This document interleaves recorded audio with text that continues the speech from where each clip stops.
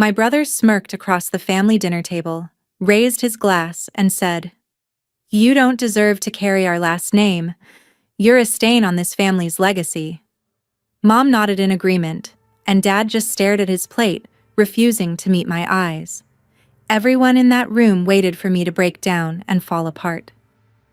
They had spent years pushing me into a corner, treating me like an outsider while my brother was groomed to inherit everything. But as the silence stretched, my grandfather slowly stood up from the head of the table. He looked directly at my brother and said, "If she doesn't deserve your name, then she'll carry mine, and absolutely everything that comes with it." My brother's smug smile completely vanished. "No, Grandpa, you can't do this to me." Follow my story until the end to see how the smirk was wiped off his face forever, and comment the city you're watching from so I can see how far my story has reached. My name is Chloe. I am 26 years old, and for as long as I can remember, I've been treated like a background character in my own family's story. If you saw me today, you would see a woman who looks confident, sharp, and entirely capable of standing on her own 2 feet. But getting to this point required surviving a lifetime of emotional warfare. My older brother, Julian, was always the golden child. He was handed everything on a silver platter: the Ivy League education, the luxury cars, and the keys to our family's prestigious tech firm. I, on the other hand, was pushed into the shadows. My parents treated my existence like an afterthought, forcing me to work twice as hard just to manage a modest, underfunded branch of the company. I poured my heart into that branch, treating it as my own, while Julian coasted on his unearned status. Despite my hard work, Julian never missed an opportunity to remind me of where he thought I belonged. It all came to a head during a mandatory family dinner that was supposed to celebrate our legacy. Instead, it became the arena for my public execution. As Julian looked across the table at me, his eyes filled with absolute malice, I could feel the trap closing in. But he had no idea that his casual cruelty was about to trigger a chain reaction that would dismantle his entire world.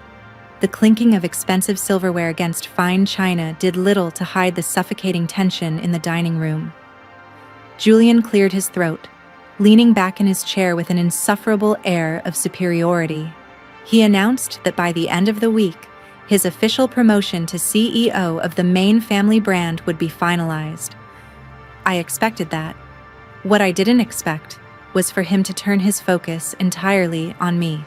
He took a slow sip of his wine, smirked, and claimed that my recent creative marketing campaigns at the minor branch were cheapening the upper-class reputation of the family name.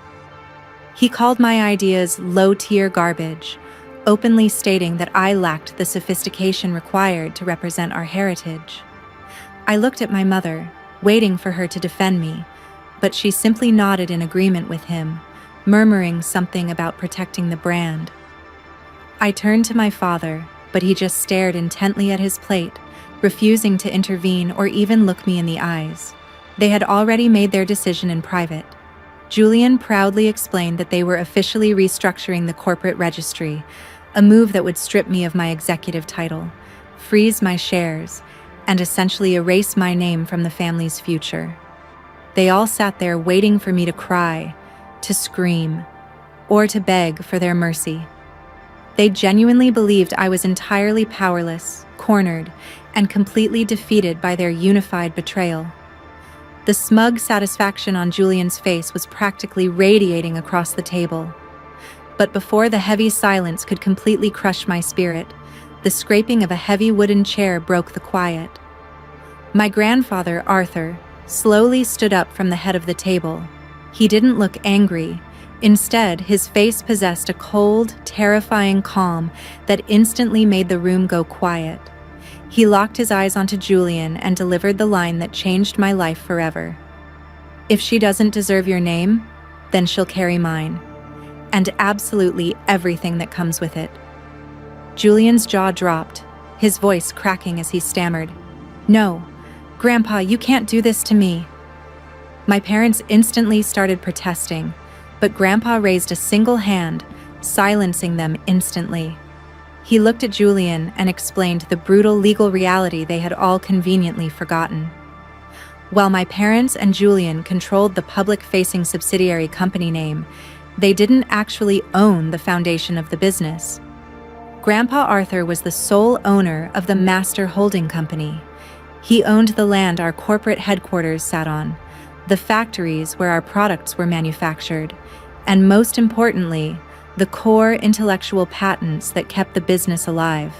"Tomorrow morning," Grandpa announced calmly, "Chloe will legally adopt my maternal family legacy name. And along with that name, I am officially transferring full ownership of the master holding company and all core patents directly to her."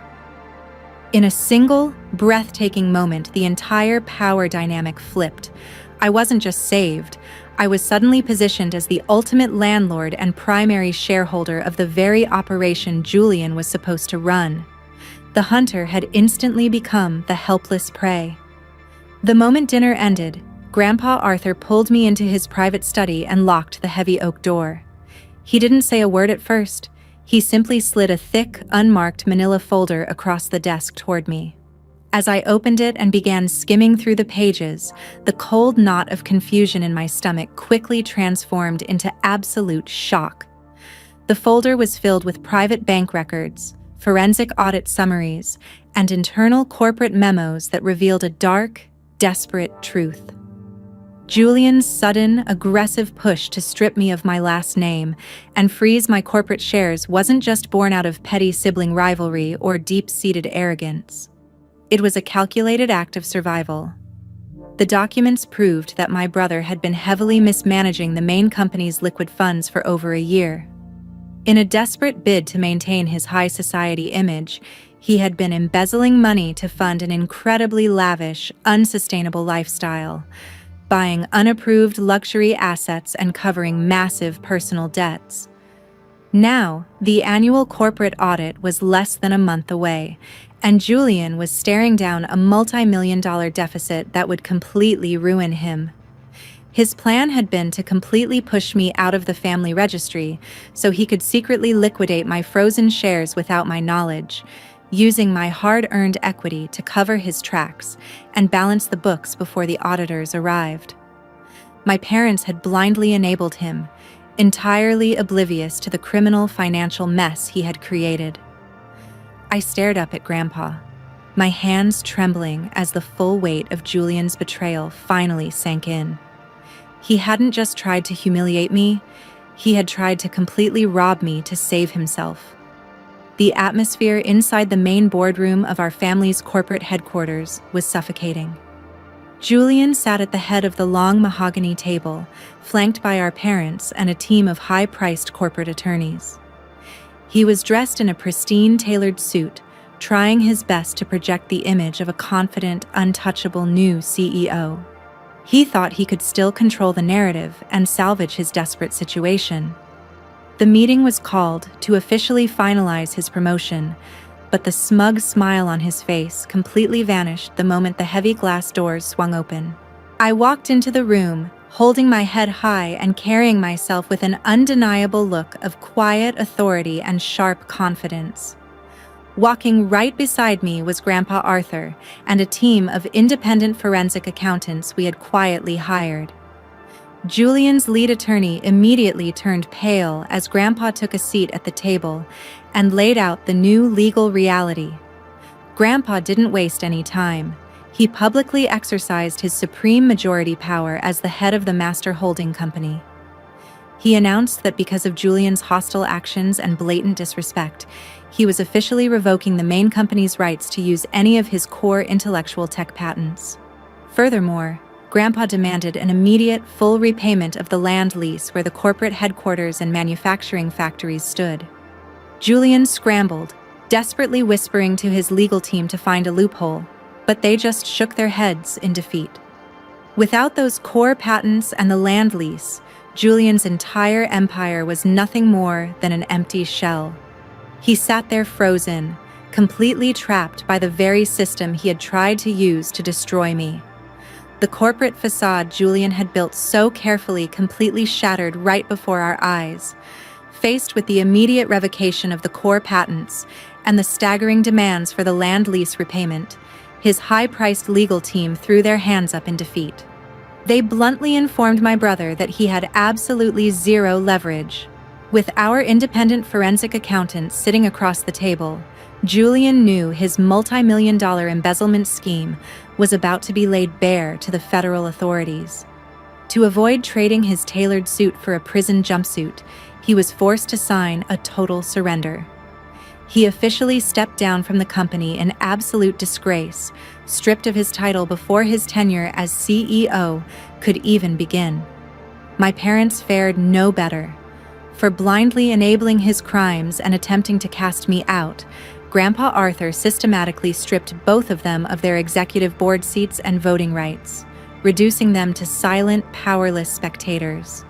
Grandpa then officially signed over the entire corporate entity to me, rebranding the business under my new legal name.